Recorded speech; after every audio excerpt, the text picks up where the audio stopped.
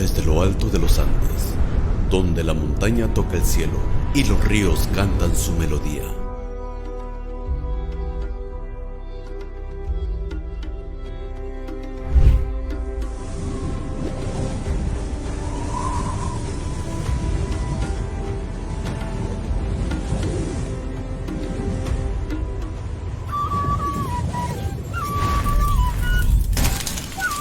Nace la fiesta, nace el carnaval, un estallido de colores, un latido que une corazones.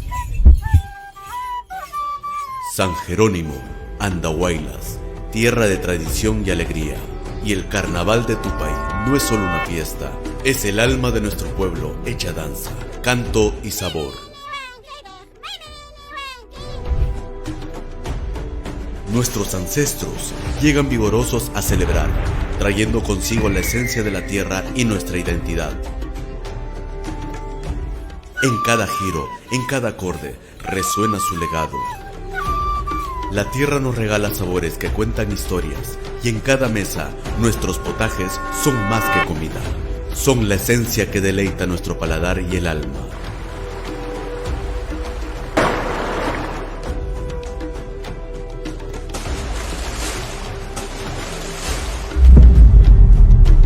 Los sabores se convierten en poesía, mientras cada ingrediente narra nuestra historia. Los gigantes son guardias del ritmo, nosotros los herederos de la tradición.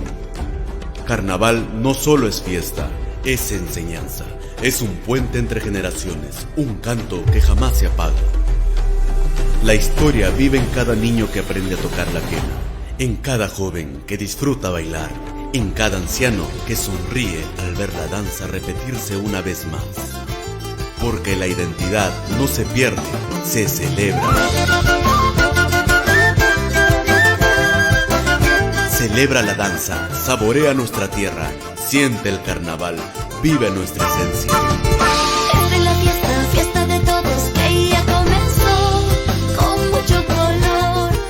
Desde San Jerónimo a Purímac, invitamos a todo el mundo a nuestro carnaval originario Tupay 2025.